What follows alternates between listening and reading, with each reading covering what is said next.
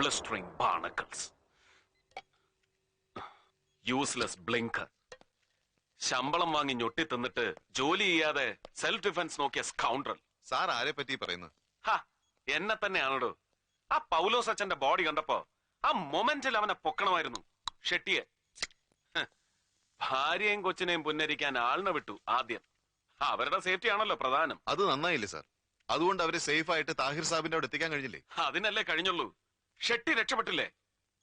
Evidential വാലിഡിറ്റിയുള്ള ഒരു കടലാസ് കഷ്ണം പോലും അവശേഷിപ്പിക്കാതെ. റാസ്കൽ. ഒരു യൂസ്ലെസ് റെയ്ഡ് നടത്തിയ നമ്മളൊക്കെ വിഡ്ഢികൾ. എന്താണോ കണ്ണും ഒന്നും കാണില്ലേ? സോറി സാർ, ജയിലറുടെ മെസ്സേജ് ഉണ്ട്. ചക്രമണി അവിടെ തന്നെ ഉണ്ടെന്ന്. No, never. ആ ഇഡിയറ്റ് ലൈനിലുണ്ടോ ജയിലർ? വേണമെങ്കിൽ കണക്ട് ചെയ്യാം സാർ. വേണ്ട വേണ്ട സാർ, ചക്രപാണി ജയിലിലുണ്ടെന്ന് ജയിലർ തന്നെ ഉറപ്പിച്ചു പറഞ്ഞ സ്ഥിതിക്ക് നമ്മൾ എന്തിനു സംശയിക്കണം സാർ? സാർ, ആ പൗലോസ് ഒച്ചനെ പോലെ ഒരു നിസാറിനെ കൊല്ലാൻ എന്തിനാണ് ചക്രപാണി? സാർ, ആ കൊല നടത്തിയത് ചക്രപാണി തന്നെയാണെന്ന് ഇത്ര ഉറപ്പിച്ചു പറയാൻ എന്താണ് കാരണം? നമുക്ക് എവിഡൻസ് ഇല്ലല്ലോ. പൗലോസ് അച്ഛന്റെ പോസ്റ്റ്മോർട്ടം റിപ്പോർട്ട് വായിക്കേ.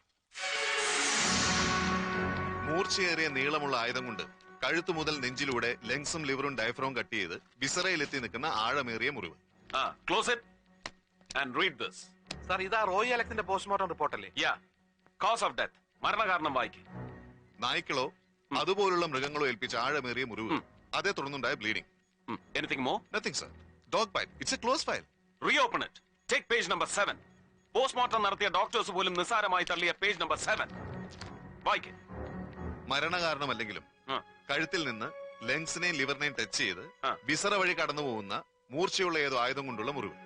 മൂർച്ചയേറിയ ഏതോ ആയുധം കൊണ്ടുള്ള മുറിവ്. See the similarities.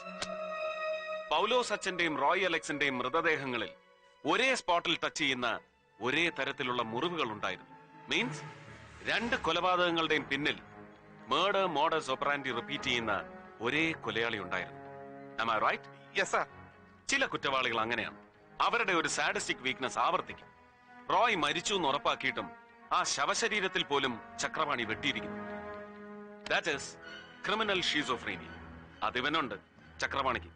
ചക്രപാണി തന്നെയാണ് റോയ് അലക്സിനെ കൊന്നു എന്നുള്ളതിന് വല്ല തെളിവുണ്ടോ സർ? അത് ഉറപ്പല്ലടോ സ്വാമി. അവന്റെ നാടക വാനിനെ റോയ് പിന്തുടരുന്നത് ശിവറാം കണ്ടല്ലോ. ഇതൊക്കെ ഒരു സ്ട്രോങ് എവിഡൻസ് ആണോ സർ? എടോ പരമ, ഇത് കോടതിയല്ല. It's only an investigation procedure. ഇവിടെ ഇല്യൂഷൻസും ഇൻറ്റ്യൂഷൻസും ഇമോഷൻസും ഒക്കെ വാല്യൂബിൾ ആണ്. ഊഹാപോഹങ്ങൾക്ക് അതിന്റേതായ പ്രസക്തിയുണ്ടെന്ന് സാരം. മനസ്സിലാവുന്നുണ്ടോ? Yes sir. Then take the list. ഏത് ലിസ്റ്റ്? ഷെട്ടിയുടെ ഔട്ട് ഗോയിങ് ടെലിഫോൺ കോൾസിന്റെ ലിസ്റ്റ്. എന്താ ട്രേസ് ഔട്ട് ചെയ്തില്ലേ? Yes sir. സർ, എല്ലാ നമ്പറുകളും ട്രേസ് ഔട്ട് ചെയ്തു എക്സെപ്റ്റ് വൺ നമ്പർ, 356525.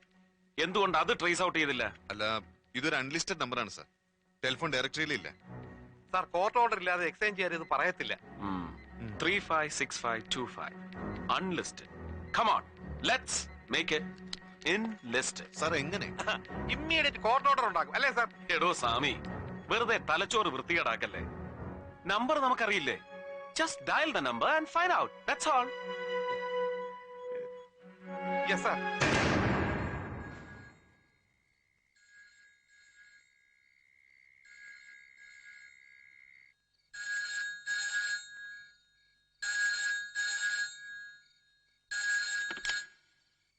ഹലോ സാറേ, ഞാനാ ബഷീർ.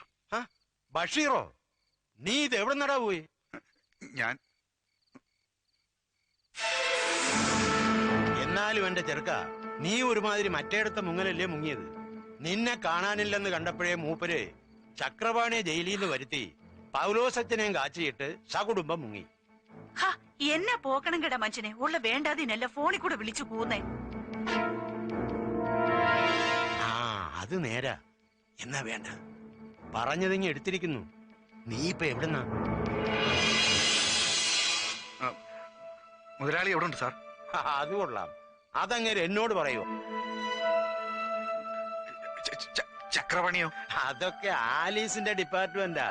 ആ, നീ ഇപ്പൊ എവിടുന്നാ അത് പറ. ആ പുളുന്തൻ SP ഭ്രാന്ത് പിടിച്ച് നിന്നെ തപ്പി വിരണ്ട് നടക്കുക. അവന്റെ കയ്യിൽ ചെന്ന് പെടുന്നതിന് മുമ്പ് നീ സ്ഥലം പറ.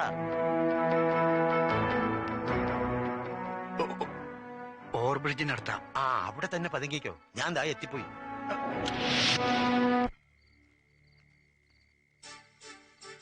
എടിയേ, ഇരുട്ടുവാക്കൻ ഈ കോലത്തിൽ എന്നെ ആരെങ്കിലും കണ്ടാ തിരിച്ചറിയോടി? ഇങ്ങനൊരു മക്കുണൻ ഇരുട്ടുവാക്കിനെന്നല്ല നട്ടപ്പുറ വെയിലത്ത് പോലും ഒരവനും കണ്ടാ മനസ്സിലാവത്തില്ല. ദേ പിന്നെ ആ ബഷീറിനെ കാണുമ്പോ ഓവർബിറ്റിന്റെ കീഴിൽ നിന്ന് കീച്ചിക്കിനാരും പറയാൻ നേരത്തെ ഇങ്ങ് വന്നേക്കണം. അതിനെന്നാ ഞാൻ പോകുന്നേ? ആ പിന്നെ ഇത് ഞാൻ നേരം വെളുക്കുന്നതിന് മുമ്പ് ഇങ്ങ് എത്തിയാലേ വണ്ടിയെ തന്നെ കിടന്ന് ഉറങ്ങിക്കണം. ബാക്കിയുള്ളവർക്കൊന്നും ഉറങ്ങാനുള്ളതാ.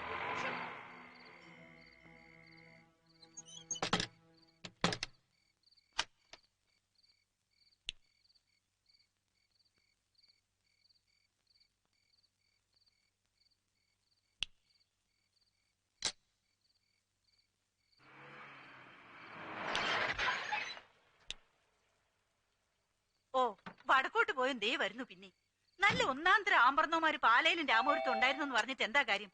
എനിക്ക് ഈ മുതുപോത്തിനെയാണല്ലോ കർത്താവ് നീ വിധിച്ചത്. അയ്യോ സാരായിരുന്നോ? ഇവിടുത്തെ പുള്ളിക്കാരനാണെന്ന് കരുതിയാ ഞാൻ ഏതാണ്ട് പോക്കണംകേട് വിളിച്ചു പറഞ്ഞത്. എന്നാ സാറേ ഈ നേരത്ത്? അത് പിന്നെ അകത്തേക്ക് അല്ല, അകത്തേക്ക് വന്നോട്ടെ. അത് പിന്നെ ചോദിക്കണോ സാറേ? എന്നാലും എന്റെ സാറേ എന്നാ ഒരു വരവായിപ്പോയി ഇത്. മണി എത്രയെന്നാ വിചാരം? 2 കഴിഞ്ഞു. അത് ഞാൻ ഇപ്പൊ പുറത്തു പോകുമെന്ന് സാറിന് ഇത്ര കൃത്യമായിട്ട് എങ്ങനെയാ മനസ്സിലായത്? അത് ദൈവാനുഗ്രഹം. ഈ ബീറ്റ് പോലീസുകാരെ ചെക്ക് ചെയ്യാൻ ഒരു എമർജൻസി റൗണ്ടിന് ഇറങ്ങിയതാ ഞാൻ. പെട്ടെന്ന് ബ്രെയിനിൽ ഒരു ഗ്ലെയർ അടിച്ചു. റൂട്ട് മാറ്റി ബ്രെയിൻ വേവ് കറക്റ്റ് ആയി. അല്ല മൂപ്പർ എവിടെ പോയതാ ഈ നേരത്ത്? എന്തൊരു മനപ്പൊരുത്തം. ബീറ്റ് പോലീസുകാരെല്ലാം കള്ളന്മാരാന്ന് പറഞ്ഞ് പുള്ളിക്കാരനും അതിന് തന്നെ പോയതാന്നേ. Very good very good. അന്ന് ചാർജ് എടുക്കാൻ വന്നപ്പോ മൊത്തം ഒരു വരട്ടി അത് ഞാൻ ഉപദ്രവിക്കാതെ വെറുതെ വിട്ടേച്ച് എന്റെ അടുത്ത് വന്ന് ഒതുക്കത്തി പറഞ്ഞില്ലായിരുന്നോ ദിസ് ഫോർ യു എന്ന്? അത് ഭംഗിവാക്കല്ലായിരുന്നെന്ന് ഇപ്പഴാ ശരിക്കും എനിക്ക് വിശ്വാസമായത്. മിസ്സസ് ആലിസ് ജോൺ വെർഗസിന് സ്വന്തമായിട്ടൊരു ഡിപ്പാർട്ട്മെന്റ് ഉണ്ട്, ഹൈഡ് ആൻഡ് സീക്ക് ഡിപ്പാർട്ട്മെന്റ്. അതിന്റെ ഏത് ഫ്രീക്വൻസി മോഡുലേഷനിൽ പിടിച്ചാൽ can I get mister Chakrapani? അല്ല സാർ എന്നായി പറയുന്നേ? മൂർത്തി സാർ,